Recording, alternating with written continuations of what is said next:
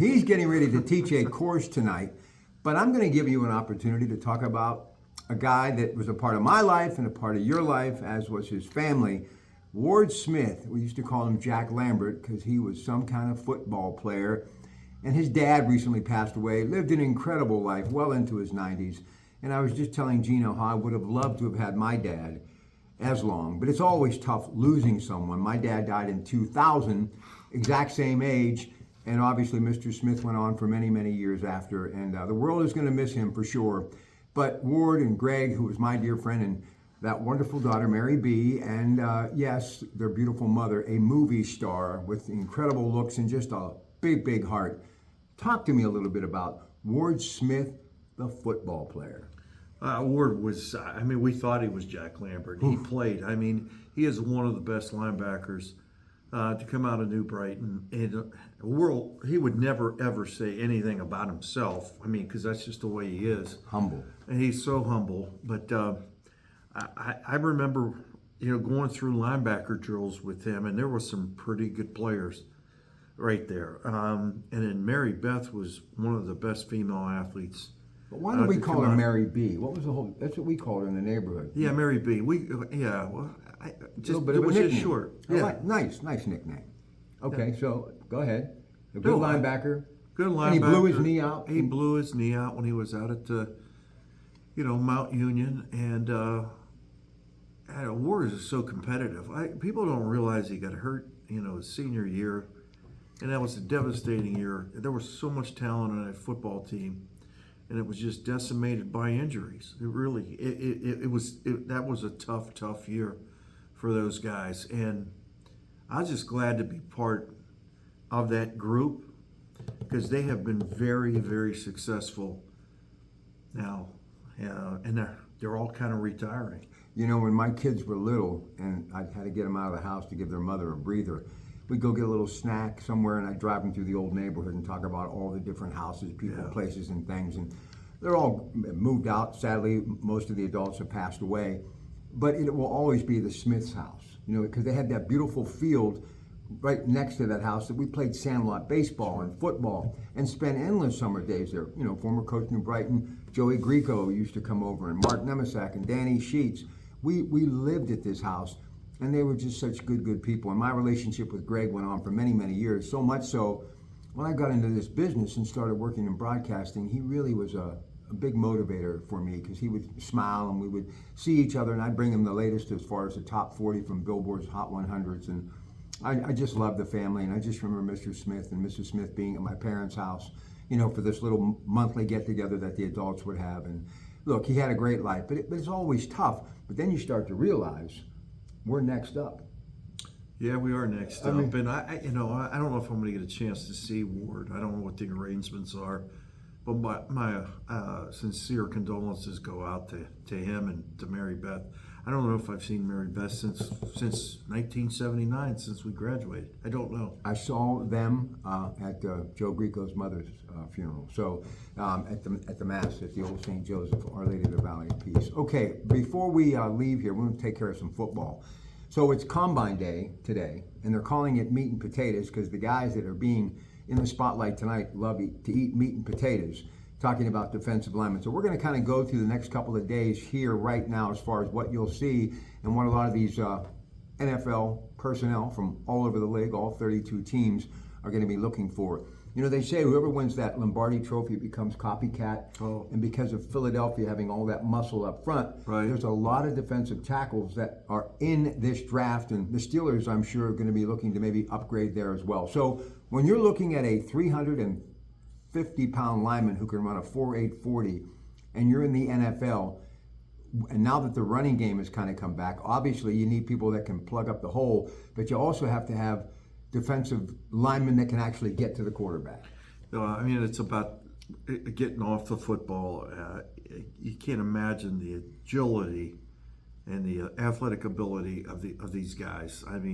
Because of the size of their feet, whatever.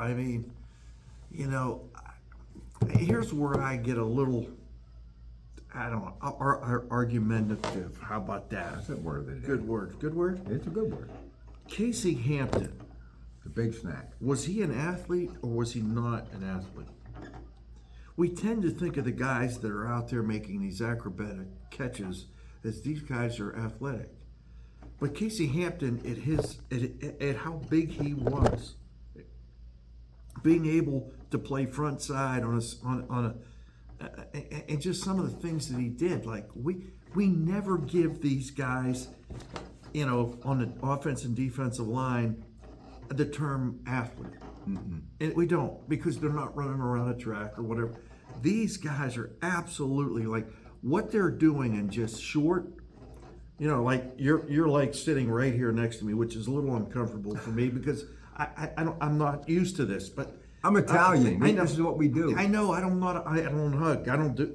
You're the only but Italian listen, that I've ever met that doesn't hug people. Yeah. So the thing is, like, but within this space, for these men to be able to move their hands or to be able to have their footwork or to flip their hips and just the quickness that it takes. But here's, not that I know anything about football compared to you, but let me just tell you. Listen, I've talked to many people this past week. I don't know much about football, so Russ Grimm, the big Oh. offensive lineman, do you realize what he started in as a high school player, the quarterback position? So when you look at a lot of these linemen, you got to look back to where it began, and many of them were either a defensive back, a linebacker, a wide receiver, a tight end, a quarterback, a running back, and they evolved into a lineman. So the athleticism is always there, but they just find the ability as they bulk up to be able to hang on to that athleticism. people don't understand, though, what it's like to get into a 3-point stance, a 4-point stance for some of these guys, and be able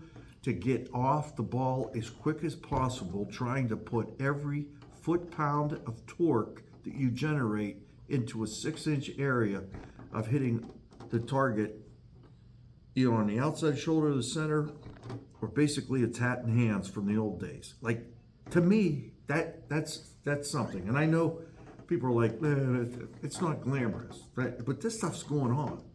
What you said is so true. What's that? The Philadelphia Eagles reinvented football. They really did. And They put rugby in the game too. With the They put rugby in it, but I don't want to talk about rugby. Again, things that come out of my mouth now that shouldn't. I don't have anything against rugby.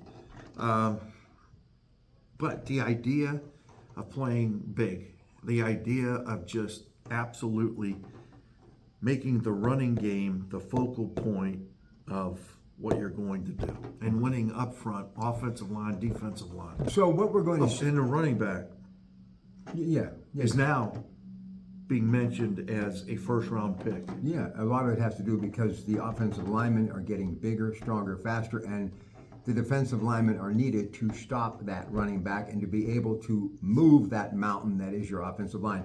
Two of the most important positions in all of football, the trenches, defensive line, offensive line, and you're going to see a lot of the highlights if you're tuning into the NFL Network, as I will be a little bit later tonight. Now, next couple of days, I don't even get the NFL Network. Like, how? That's just. I've wanted it my whole life. I haven't had it. It's the best. I know. I probably wouldn't do anything but just watch it the whole day. The only thing they need to do is to stop rerunning just old playoff games during this time of year. There's enough content out there. If I can find content, the great people at the NFL Network. We even do NFL every week on the Coons Market Black and Gold Sunday Show, even during the off season. All right, now, wide receivers, tight ends, running backs, and then, of course, quarterbacks coming up. Why is the 40-yard dash so important? Is it more show than anything? Because I know a lot of guys who didn't really have good 40 times, but had the ability. Like they say, Neil Walker who when he was at Pine Richland playing for Claire Aldemus, Tom Bradley told me this, longtime assistant with Joe Pa. He said UCLA wanted him as a wide receiver. He had not great speed, but he just found a way to get open.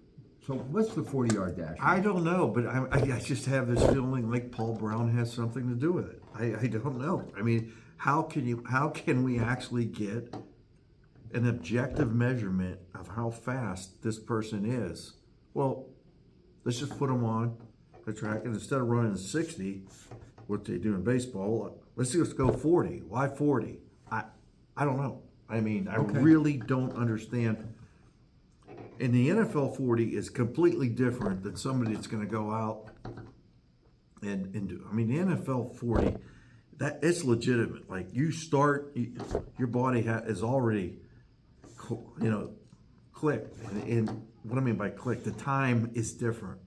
Like I can't believe like how many people walk around saying that they ran a 4.4 in high school. Never. No, 4.4, and there's maybe a few, but in the NFL, the 40-yard dash is it's a blink. It's a blink, and So why the reps with the bench and all that? yeah, and again, it goes back to how do we get an objective measurement, and I can just Bob Hayes on a 40-yard dash, that makes sense, because we don't want to time in 100 because you don't run a whole 100, 40 yards maybe. If you're on a post route, maybe that's it. Maybe that's where it started. I don't know. The 225, that was the greatest thing ever made, because for short people like myself and for people who have I never could bench short. press. Well, no, look at you. I mean, you're like 6'6", and your arms are out here. You're never going to be able to bench press. So there is something to that then. I think they made it for the short guys. And the barrel-chested guys who would bounce the ball Oh, I off would their bounce, chest. but yeah, those days are over. I got 2 now metal shoulders. But But it works. It was a two lot of metal fun. shoulders. Yeah. I never knew that. Yeah. The $6 million man. No. All right, so. It was like more like But I will tell you, I love watching. $1,641 towards my deductible, but close. I like the cone drills and I like the passing drills.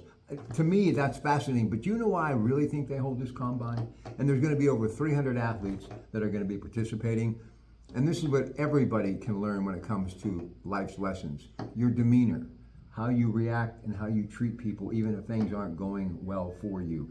It's really more of a mind game now in the NFL, because before they sign anyone, they want to make sure that they've got the mental capacity to be able to deliver on what they're hoping to see come from that particular athlete. Your mental capability is so important in this combine period that we're in right now. And they're interviewing people that are there. They're interviewing. The number one question Kevin Colbert would ask: if football was taken away from you, what would you do? And if somebody had an answer like, well, I could do other things, but and if it wasn't like this astonished look, like of panic, it basically meant football's not that important to them. And I thought that was a brilliant first question. Like, how much do you absolutely love the game of football? And that's basically what Kevin would ask. And because when it comes down to it, the question is, you're going to go through tough times. You're going to go through situations where you may end up getting demoted. You may have to sit the bench that week because you just didn't grade out right. But how are you going to continue to improve? And it's the same thing we teach our kids here at Division III is, Mom, how much do you actually love the game? How great is this school, though? It's a rainy night.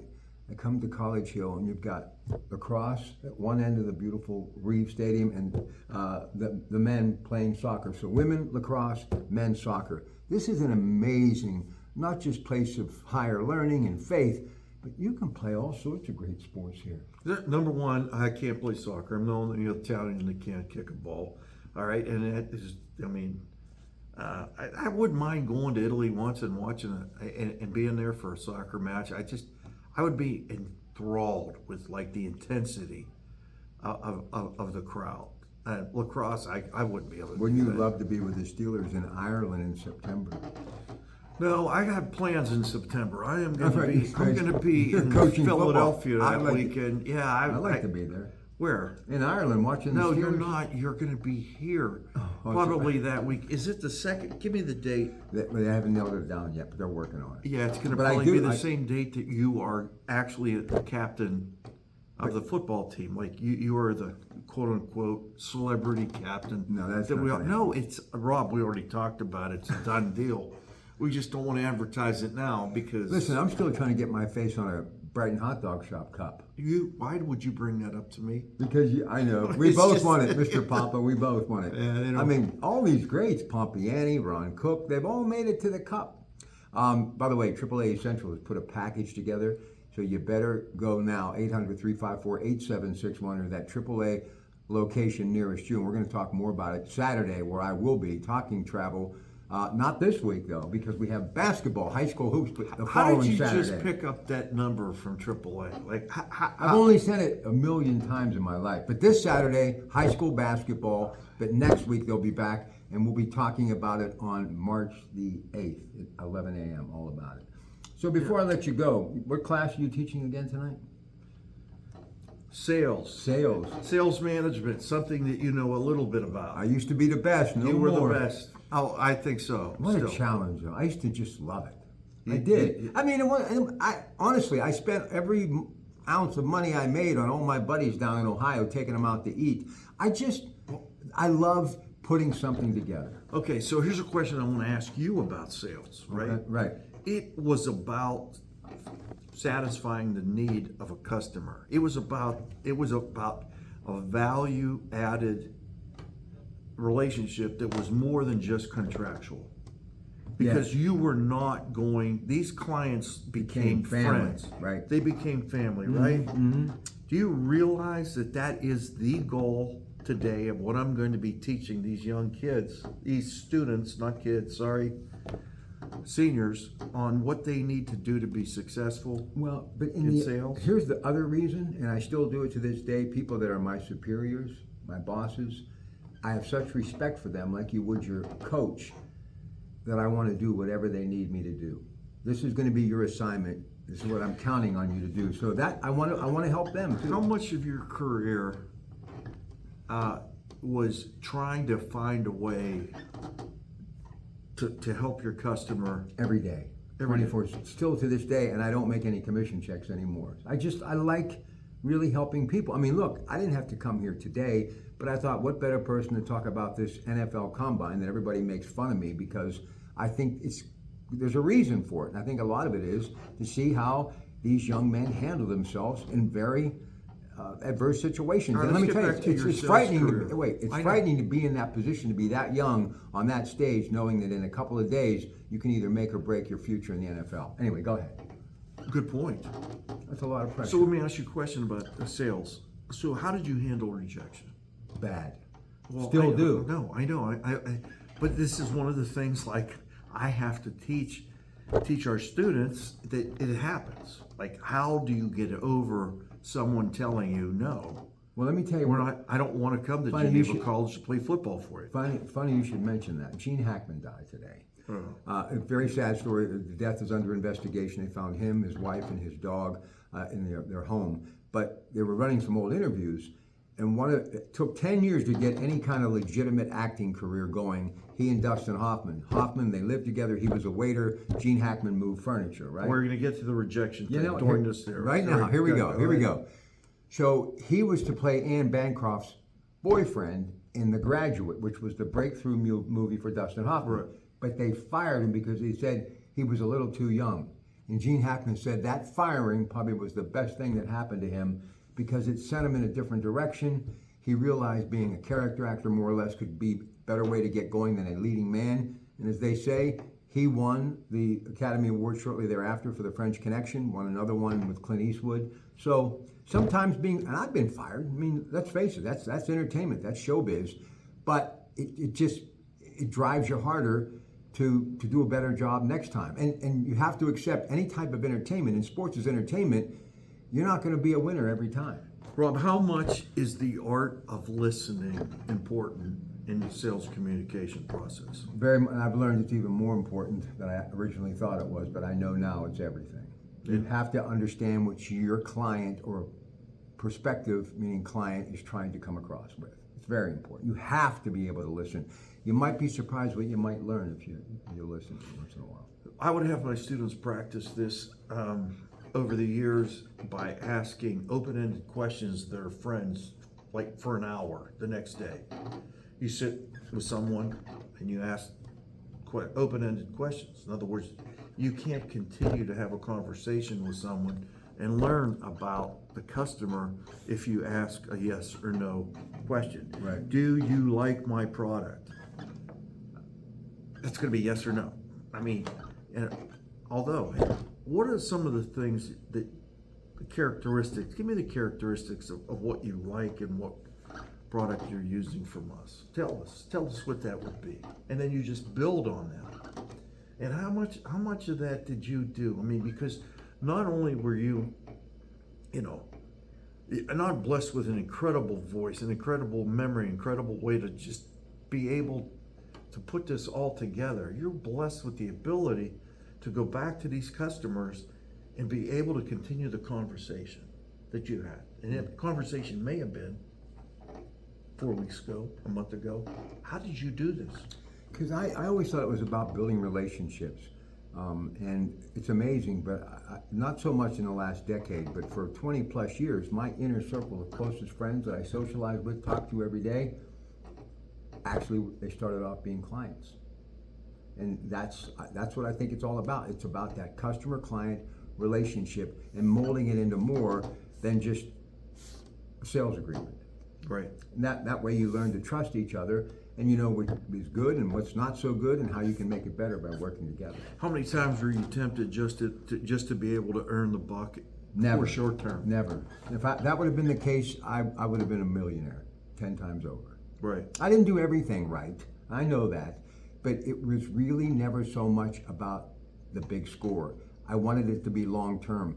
That's why I love doing sports for so long, because you had that 8 to 9 months out of the year, and I did all the play-by-play. So when I would sell someone, it wasn't for one game, it was for the next 9 months. So I had a chance to add and to create and to mold, like a nice piece of clay, if you will, a statue of a relationship. How did you add value to just the basic contractual agreement of you're going to get so many spots on the radio during this time? But like, how did you personally create value in the mind of your customers? Like, passion. This is Rob Passion. Pratte. I don't think, listen, there are people that have more talent than me, but I don't know there's many that have as much passion as I do. Yeah. You know what I mean? So, I mean, I'm going to promote your product because I believe in it, and I believe you're not going to find anybody who's going to work harder in helping you accomplish your goals. My good friend Rob Pratte.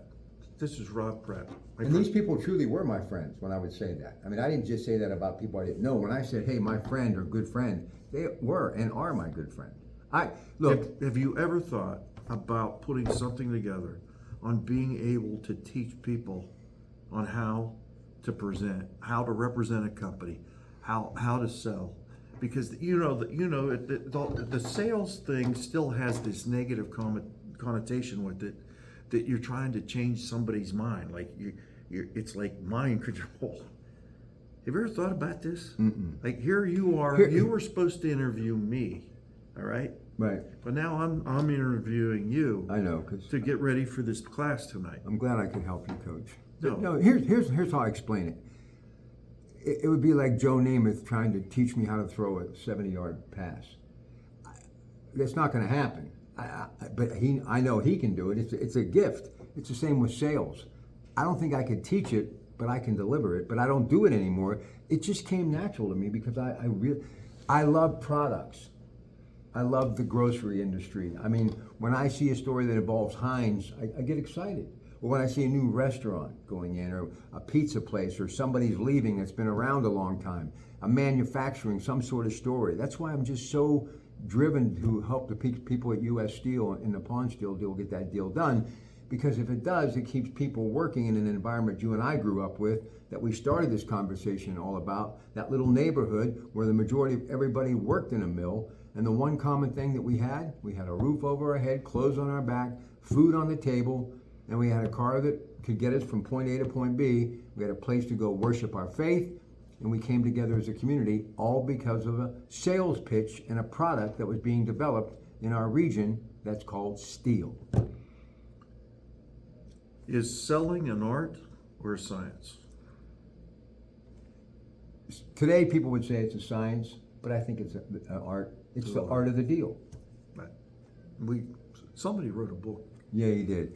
Before I leave you, thanks for that. Anyway, you're welcome. You're welcome. I'm glad to help. You can let your students see this. I will. But anyway, I got to ask you, where is football going as far as offensively right now? Because there was a time, the read offense, the drop back quarterback, dive right, dive left, hand off the football 3 yards in a cloud of dust.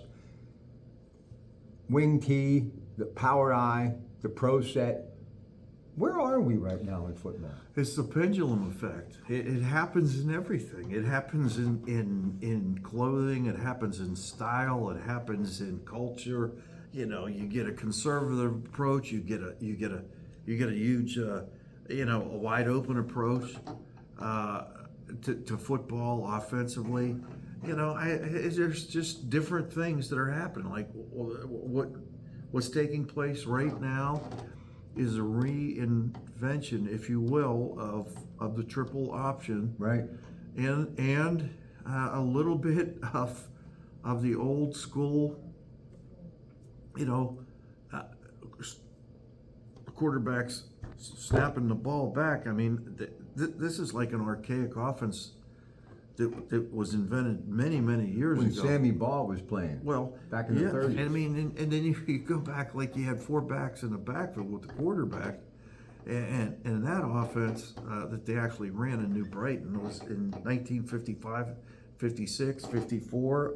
I remember because my dad would talk about it all the time. And you didn't know if it was getting snapped to the quarterback, you getting snapped to the running back, whatever. Anyway, the quarterback's in the gun right now.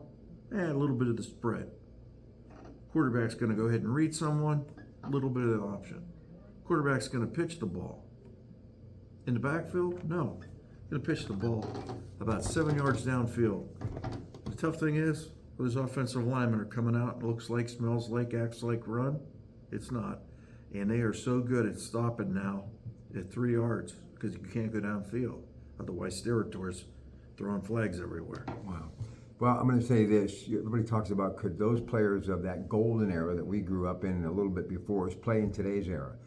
One thing I do know, a Unitas and a Namath and all the other great ones, if they were able to work out of the shotgun back then, as opposed to 2, 3, 4, 5 to get back in the pocket, they would have set records that nobody would have ever broke. And if Marino would come in now as a rookie, the way this game is being played with these wide receivers, that he really wasn't blessed to have. He had some good ones, Duper and Clay, but nowhere near what we see today with Tyreek Hill and others.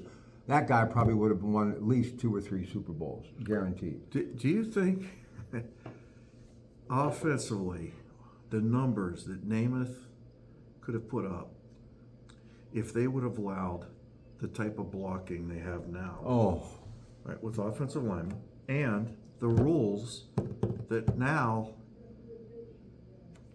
they have eliminated on the defensive side of the ball? Oh, yeah. So I mean, not only bump were and you getting held at the line of scrimmage as a receiver back in the day, but if you went across the middle, you were getting absolutely hung out to dry. All right, you don't think that put a little bit of damper on somebody's enthusiasm playing wide out, going across the middle? Yeah, Mel Blunt waiting for you. Oh my God! Call it what it is. So Jack what's Tatum. happened is we've allowed the NFL and we've allowed football because people like points, a lot of points. Mm-hmm. We put a ton of offensive rules in that allowed the offense to go up and down the field because that's entertaining. He's got a class to go to. I'm going to go home, watch a little of the NFL Network. We got a busy day tomorrow. We're going to be on the road. But until next time, he's the coach. I'm your Pratt Pack. Good night from the beautiful college campus of Geneva College, College Hill, Pennsylvania.